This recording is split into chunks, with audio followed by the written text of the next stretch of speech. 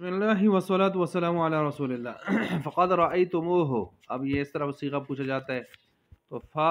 عطفہ قد ہو گیا حرف تحقیق، رأیتموہ رأیتو، تو رأیت رآ یا را فتح یفتح کا باب ہے، رأیتمو رأیتم یہ ماضی کا صیغہ ہے جمع مذکر حاضر کا، اور جب اس کو ضمیر کی طرف لے کے چلتے ہیں اس کے ساتھ ضمیر متصل لگتی ہے تو اس کے بعد میم واو آ جاتی ہے، رأیتموہ جیسے پڑھ لیا، صحیح ہو گیا، تو اس لحاظ سے یہ بن گیا۔ تو اسی طرح قوم تم کی جو ضمیریں ہیں نا، تو ان کو جب ملاتے ہیں آگے ضمیر کی طرف تو اس کے بعد واو آ جایا کرتی ہے، واو آ جایا کرتی ہے، جیسے یہاں پر آ گئی۔ اچھا، قاعدہ ہے کہ کم ہوم تم کے بعد جب کوئی ضمیر لاحق ہو تو میم کے بعد واو زیادہ ہو جاتا ہے، ٹھیک ہے، میم مضموم بھی ہو جاتا ہے، ٹھیک ہے، تم ساکن تھا نا، میم ساکن، تو وہ تمو، تو واو کی وجہ سے اس کو پیش مل گئی۔ اچھا جی، اسی طرح طلقتموہن، اکرہتمونی، اکلتمونیہا، قتلتمونی، اس طرح۔ اور واحد مؤنث حاضر کے اندر جو ہے وہ تا مکسورہ میں ضمیر لاحق ہونے کے وقت یا ساکنہ آ جاتی ہے، جیسے صحیح بخاری میں ہے لو قرأتیہ لوجدتیہ، عبداللہ بن مسعود انہوں نے فرمایا تھا نا کہ عورت کو کہ جو عورتیں یعنی فرمایا تھا نا کہ اپنے سر کے بالوں میں دوسروں کے بال باندھ لیتی ہیں، لگا لیتی ہیں، تو ان پر لعنت آئی ہے، تو اس نے کہا میں نے قرآن پڑھا ہے، قرآن میں تو کہیں بھی نہیں ہے، تو انہوں نے فرمایا وما آتاکم الرسول فخذوہ وما نہاکم عنہ فانتہوا، اس کو اگر غور سے پڑھو تو اس میں موجود ہے، اور یہ چیز اللہ کے نبی نے لعنت فرمائی ہے ایسی عورتوں کے اوپر جو اپنے بالوں میں دوسروں کے بال ملاتی ہیں۔ تو فرمایا تھا لو قرأتی، دیکھیں قرأتی ہے، تو اس کو جب ملایا آگے ہا کے ساتھ ضمیر کے ساتھ تو درمیان میں یہ آ گئی، قرأتی ہی لوجدتی، اس میں بھی اس طرح ہی ہے۔ اسی طرح صیغہ انلزمکموہا، انلزمو، الزم یلزمو، یہ باب فعال ہے نکرمو کے اس وزن پر، حمزہ استفہام کا اول میں آ گیا ہے، اور آگے جو ہے اس کے ساتھ لگ گئی ہے کم ضمیر، وہ مفعول آخر ہے، ٹھیک ہے جی۔ تو اس کے بعد جب اس کے بعد مفعول ثانی کے طور پہ اس کو لایا ہے ہا کو، ٹھیک ہے، اور مفعول ثانی کے طور پر تو کم ایک ہو گیا، ایک پہلا مفعول ہو گیا اور ہا دوسرا مفعول ہو گیا، اس کو جب ملایا ہم نے تو وہی کم کے بعد ہم نے واو پڑھی، انلزمکموہا، تو کم ہوم کے بعد بتایا تھا ضمیر لگ جائے تو اس کے بعد واو پڑھتے ہیں، کم ہوم کے بعد میم کے بعد میم کو پیش دے دیتے ہیں۔ ان سیکونو، یہ پیچھے بھی گزرا ہے، ان جب آ جائے فعل عریمہ کے باب کے مادہ کے بعد، اور یہ یکون فعل ناقص سے کے اوپر آج داخل ہو جائے تو اس ان کے بعد سیکونو یعنی سین سوف وغیرہ یہ لفظ لگا لیتے ہیں، یہ ان ناسبہ نہیں ہوتا اسی وجہ سے نصب بھی نہیں دے رہا ہوتا، بلکہ یہ ان مشبہ حروف مشبہ فعل میں سے تھا، اور یہ مخففہ من المثقلہ ہے، اور وہ آیا ہے یہاں پر، اور جب مخففہ ہو جائے تو یہ فعل کے اوپر بھی آتا ہے، یہ ان علم و ظن کے بعد آتا ہے، نصب ظاہر بات ہے ناسبہ نہیں ہوتا تو نہیں کرتا، ان سیکونو۔ اب اس صیغوں کو دیکھ کر اشکال یہ ہوتا ہے کہ دیکھو بھائی ان آگے سیکونو فعل کے اوپر آگیا اور نصب نہیں دے رہا، تو اس کی وجہ یہ بتائی جاتی ہے کہ یہ ناسبہ نہیں ہے بلکہ یہ مشبہ بالفعل ہے اور مخففہ ہو چکا ہے، آ چکا ہے۔ اسی طرح متنا خفنا کی طرح ہے، ٹھیک ہے، اور یہ جمع متکلم ماضی کا صیغہ ہے۔ اب یہاں پر اشکال اس کے اندر یہ ہو رہا ہے کہ متنا جو ہے اس کا مضارع تو یموتو ہے، تو ماتا یموتو یہ تو نصر ینصر ہوا، تو یہ تو متنا نہیں ہونا چاہیے، پھر متنا ہونا چاہیے، قلنا کی طرح ہونا چاہیے، تو متنا کدھر سے آ گیا؟ تو اس کا جواب یہاں پر یہ دے رہے ہیں کہ نصر ینصر سے بھی ٹھیک ہے اس طرح آتا ہے، لیکن یہاں پر سمیہ کے باب سے ہے، خاف یخافو کی طرح، تو خاف یخافو کی طرح، اور سمیہ کے باب سے ہو تو پھر ظاہر بات ہے متنا ہی آنا چاہیے، ٹھیک ہے، جیسے خفنا، خاف یخافو سمیہ یسمعو، تو کہتے ہیں قرآن کریم میں یہاں پر جو استعمال ہوا ہے متنا تو یہ سمیہ سے استعمال ہوا ہے، اور جہاں مضارع ہے وہاں اس سے یموتو نصر ینصر سے استعمال ہوا ہے، ٹھیک ہو گیا۔ تو مضارع سے نصرہ، مضارع کا جو صیغہ ہے وہ نصرہ سے استعمال ہوا ہے قرآن کریم میں، اور جو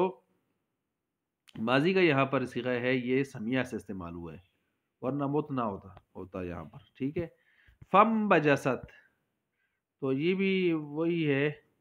کہ ام بجست تھا، ام بجست، تو فم بجست، تو یہاں پر جو ہے فا آ گئی اس کے اوپر، تو صیغہ واحد مؤنث غائب فعل ماضی ہے، معروف ہے، اور اس کے اوپر حمزہ درمیان میں آنے کی وجہ سے وہ گر گیا ہے، ٹھیک ہے، اور ہم نے اس کو فا کو جو ہے اس کے ساتھ ملایا ہے، تو فا کو جب ہم نے ملایا، فا عطفہ کو،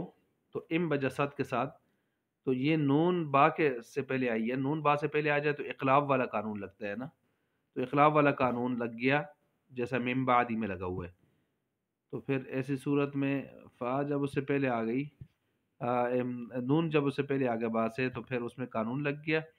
اور ام بجسد، ٹھیک ہے، تو فم بجسد ہو گیا، یہ فا اس کے ساتھ مل کر الف جو ہے وہ حمزہ اس کا وصل کا گر گیا، ٹھیک ہے۔ اچھا الداعی، اس میں تو داعی والا خود ہی قاعدہ اس کے اندر لگا ہوا ہے، پیچھے آپ نے پڑھا تھا کہ معرف باللام جب ہو تو الداعی سے یا کو گرا کے بھی پڑھتے ہیں، قرآن کریم میں بھی ہے یوم یدعو الداعی، گر جاتا ہے۔ ایسے ہی جواری، الجواری تھا اسی قاعدہ کے تحت، یعنی اس طرح کا وزن ہو تو اس میں بھی اس کو آخر سے یا کو گرا دیتے ہیں، ٹھیک ہے، یعنی آخر سے جیسے یوم یدعو الداعی، داعی تھا، یا گر گئی، یہاں جواری میں بھی ایسی گر گئی۔ تنادی باب تفاعل تھا، تنادوجو تھا، تفاعلو، تو معروف جو قاعدہ اس سے دال کا ضمہ کسرے سے بدل دیا، یا بھی ساکن ہو گئی، اور پھر اسی ترتیب سے وہ کیا ہو گیا، تنادی ہو گیا۔ دس سا، ہاں یہ پیچھے گزرا ہے، دس سا مضاف کا تضعیف کا قاعدہ اس کے اندر کہ حرف علت، حرف آخر کو حرف علت سے بدل سکتے ہیں، دس سا، تو ایک سین کو جو ہے بدل دیا، دوسرے سین کو کس سے، ما قبل فتح کی وجہ سے الف سے، دس سا ہا، دس سا ہا ہو گیا، ٹھیک ہے۔ فضل تم، یہ سمیہ کے باب سے ہے، جمع مذکر حاضر ماضی معروف کا صیغہ مضاف سے، تو فضلل تم تھا، زلل تم، سمعتم کے وزن پر، تو فضل تم کیسے ہو گیا، عرب کا قاعدہ اس میں لگ کے دو حروف ایک اس میں ایسے آگے، ٹھیک ہے، اس میں سے کبھی ایک کو کبھی حذف کر دیتے ہیں، اس لیے کہ لام اول کو یہاں پر کیا کر دیا، حذف کر دیا، ذلل، فضلل تم، لام اول جو تھا مکسور اس کو کیا کر دیا، حذف کر دیا، اور کبھی لام اول کی حرکت زوا کو نقل کر کے فضل تم بھی پڑھ سکتے ہیں، یعنی فضل تم بھی پڑھ سکتے ہیں لام اول کو مکمل حرکت سمیت حذف کر کے، اور اس کی حرکت ماقبل کو دے کر اس کو حذف کر کے فضل تم بھی پڑھ سکتے ہیں، دونوں صورتیں جائز ہیں اس کے اندر۔ قرنا، قرنا، قرن کے اندر بھی دو صورتیں ہیں، جیسے ابھی ہم نے پڑھا نا فضل تم دونوں طرح پڑھ سکتے ہیں، اصل فضل تم تھا سمیا تم کی طرح، ایسے ہی قرنا وہ بھی آپ اقرارنا سے بنا ہے، ٹھیک ہے، تو پھر ایسی صورت میں جب اقرارنا سے بنا ہے تو ظاہر بات ہے دو را آ گئی، پہلے کا فتح اٹھا کے قاف کو دے دیا، حمزے کی ضرورت باقی نہ رہی، اور جو ہے پہلی را کو بھی کیا کر دیا، گرا دیے، تو قرنا ہو گیا، ٹھیک ہے، اور قرنا ہو گیا، لیکن تفسیر بزاوی والے کہتے ہیں کہ نہیں، یہ اصل میں باب ہی کچھ اور ہے، وہ باب نہیں ہے، ٹھیک ہے جی، بلکہ اس کا باب ہی کیا ہے، کچھ اور ہے، اب اس کا باب کیا ہے، تو اس کو بیان کرتے ہوئے فرماتے ہیں کہ اس کا باب ہے یہاں پر قارا یا قارو، یا خافا یا خافو کی طرح، تو اس سے کرنا مثل کس کے ہو گئے، خفنا کے ہو گئے، جس طرح خافا یا خافو میں خفنا ہے امر، تو یہاں پر بھی کیا ہے، کرنا ہے، اور اس کا معنی جو ہے وہ اس کے معنی مادہ جو ہے اس کے اندر قرار کے قریب قریب ہے، مادہ قرار کے کیا ہیں، قریب قریب ہیں اس کا معنی بھی، تو لہٰذا انہوں نے قارئ یا قارو، خاف یا خافو کی طرح خفنا امر کو اس ترتیب سے کرنا کو لے لیا ہے۔ حجرات، حجرتن کی جمع ہے، اور یہ واحد میں عین ساکن ہے، واحد میں حجراتن، لیکن جمع میں اس کے حجرات بھی پڑھ سکتے ہیں، حجرات ساکن کر کے، حجرات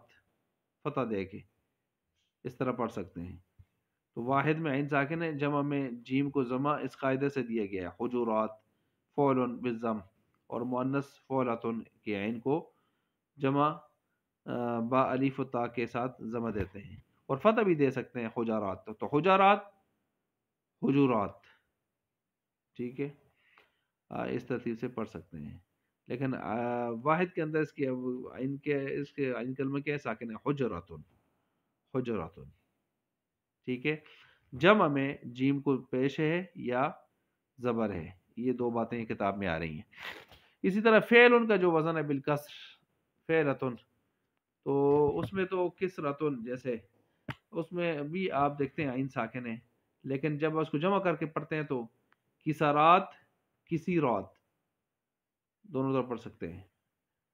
نعمتن نعیمات نعمات اس طرح بھی پڑھ سکتے ہیں. باقی تمراتن کی مثال جو ہے اس میں تمرات بفتح عین ہی پڑھتے ہیں، بفتح عین ایک، ٹھیک ہے. تو پہلے دو میں دو دو آ گئی اور آخری میں ایک ہی آ گئی. اچھا جی، یہاں تک یہ چیز آگے مکمل ہو. چنانچہ آخر میں مصنف رحمۃ اللہ علیہ فرماتے ہیں الحمدللہ، یہ رسالہ کیا ہو گیا؟ مکمل ہو گیا، اور اللہ کے فضل و کرم سے، انعام سے، احسان خاص سے مکمل ہوا ہے. اور کہتے ہیں یہ رسالہ علم الصیغہ کا جو ہے یہ مبتدی نئے طالب علم منتہی یا جو ہے اوپر والے درجات کا طالب علم ہو، اخیر درجوں کا طالب علم ہو، سب کے لیے مفید ہے. بالخصوص اس میں کہتے ہیں افادات جو میں نے ساتھ لائے ہیں وہ، اور یعنی جو تعویلات لائی ہیں صیغوں کے اعتبار سے، جن کو دوسرے صرفی شاذ کہتے تھے، اور خاتمہ ایسے مشکل صیغے جو قرآن میں استعمال ہوئے ہیں، تو کہتے ہیں یہ بہت زیادہ مفید رہیں گے اہل علم کے لیے، مبتدی ہوں یا منتہی ہوں، کوئی بھی ہوں. اور ویسے بھی کہتے ہیں کہ علم صیغہ میں نے اس کا نام بھی تبھی تو رکھا ہے کہ علم صرف میں مقصود صیغہ ہی نکالنا ہوتا ہے، تو میں نے اس علم صرف کا یہاں پر اپنی کتاب کا نام ہی کیا رکھا، علم الصیغہ. اور دوسرا یہ کہ